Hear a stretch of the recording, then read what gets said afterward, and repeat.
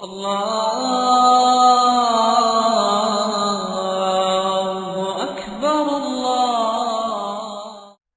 আসসালামু আলাইকুম ওয়া রাহমাতুল্লাহ। সালাত বা নামাজ না পড়লে কি হবে?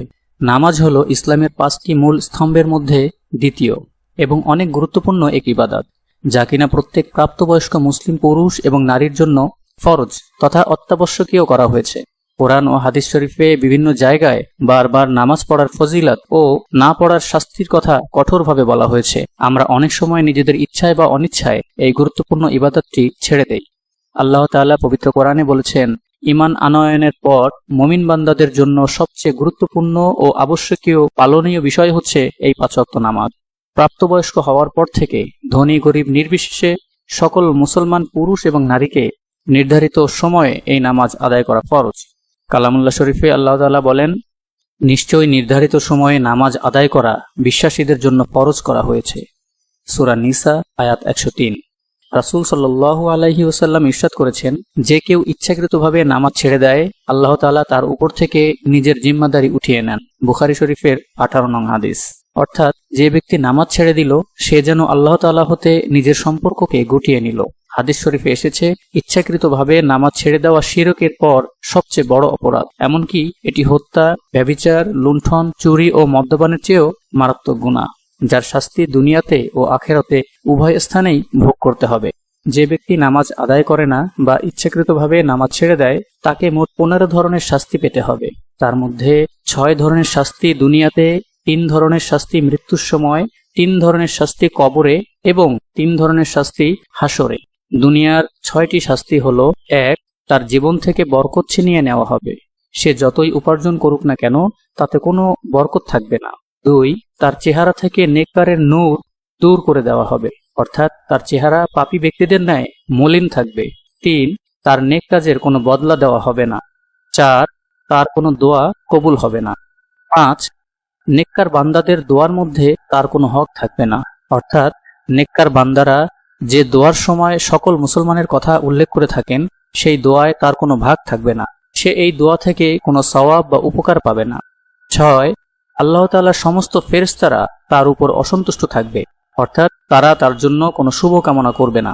মৃত্যুর সময়ে যে 3 ধরনের শাস্তি দেওয়া হবে তা হলো: জিল্লতি অর্থাৎ অপমানের সাথে মৃত্যুবরণ করবে। 2. ক্ষুধার্ত অবস্থায় মৃত্যুবরণ করবে। 3. এমন পিপাসার্ত অবস্থায় সে মৃত্যুবরণ করবে যে সমস্ত সাগরের পানি দিয়ে তার পিপাসা মিটবে না।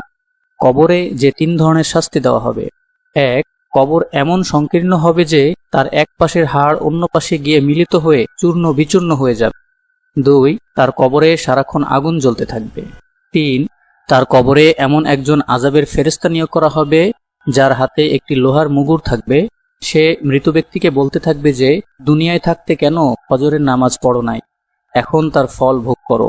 এই বলে ফজরের নামাজ না পড়ার কারণে ফজর থেকে জোহর পর্যন্ত, জোহরের নামাজ না পড়ার কারণে জোহর থেকে আসর পর্যন্ত, আসরের নামাজ না পড়ার কারণে আসর হতে মাগরিব পর্যন্ত, মাগরিবের নামাজ না পড়ার কারণে মাগরিব হতে ঈশা পর্যন্ত এবং একইভাবে ঈশার নামাজ না পড়ার কারণে ঈশা হতে ফজর পর্যন্ত এইভাবে লোহার মুগুর দ্বারা আঘাত করতে থাকবে। প্রত্যেকবার আঘাতের সময় বজ্রপাতের মতো আওয়াজ হবে এবং শরীর ভেঙে চুড়ে 50 গজ মাটির নিচে ঢুকে যাবে। এই ফেরেশতা পুনরায় তাকে আবার বের করবে এবং আগের অবস্থায় ফিরিয়ে আনবে। অতঃপর একইভাবে আঘাত করতে থাকবে। এইভাবে কিয়ামত পর্যন্ত চলতে থাকবে। হাসরের সময় যে 3 ধরনের শাস্তি দেওয়া হবে: 1.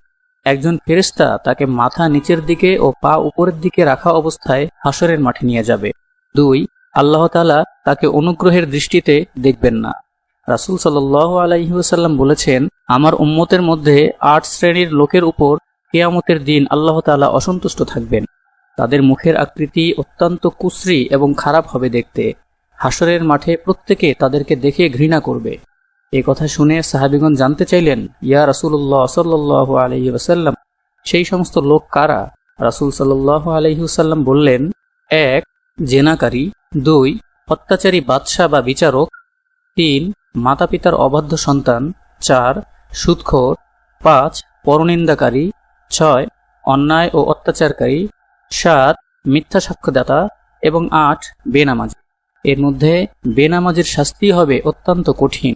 বেনামাজিকে আগুনের পোশাক পরিয়ে শিকল দিয়ে বেঁধে আগুনের কড়া মারতে থাকবে। বেহেশত তাকে বলবে, তুমি আমার দিকে অগ্রসর হও না, এবং দোজখ তাকে বলবে যে, আমি তোমার জন্যই অপেক্ষা করছি, তোমাকে দিয়ে আমার ক্ষুধা নিবারণ করব। এই বলে দোজখ তাকে ভিতরে টেনে নিবে। 3. নবী করিম সাল্লাল্লাহু আলাইহি ওয়াসাল্লাম বলেছেন, জাহান্নামের ভেতর রমরম নামের একটি কূপ আছে, যেখানে অসংখ্য সাপ ও বিচ্ছু ভর্তি। সেখানের এক একটি সাপ এক একটি পাহাড়ের সমতুল্য, আর এক একটি বিচ্ছু এক একটি হাতির সমতুল্য হবে। সেই সমস্ত সাপ ও বিচ্ছুগুলি অনবরত বেনামাজিকে কামড়াতে থাকবে। একবার কামড়ে 70,000 বছর পর্যন্ত তার যন্ত্রণা হতে থাকবে, আর সেখানে কারোরই কখনো কোনো মৃত্যু হবে না। আল্লাহু আকবার। আল্লাহ আমাদের সকলকে 5 ওয়াক্ত নামাজ যথাযথভাবে আদায় করার তৌফিক দান করুন। আমিন। এখন পর্যন্ত যারা আমাদের চ্যানেলটি সাবস্ক্রাইব করেননি, ইসলামকে প্রচারের স্বার্থে ইসলামিক তথ্যবহুল ভালো ভালো ভিডিও পেতে আমাদের চ্যানেলটিকে সাবস্ক্রাইব করুন। সাবস্ক্রাইব করার জন্য এই সাবস্ক্রাইব আইকনটিতে ক্লিক করুন। এরপর এই বেল আইকনটিতে ক্লিক করুন। যখনই আমরা ভিডিও আপলোড করব, সাথে সাথে আপনার কাছে পৌঁছে যাবে। সাবস্ক্রাইব করার জন্য সবাইকে ধন্যবাদ।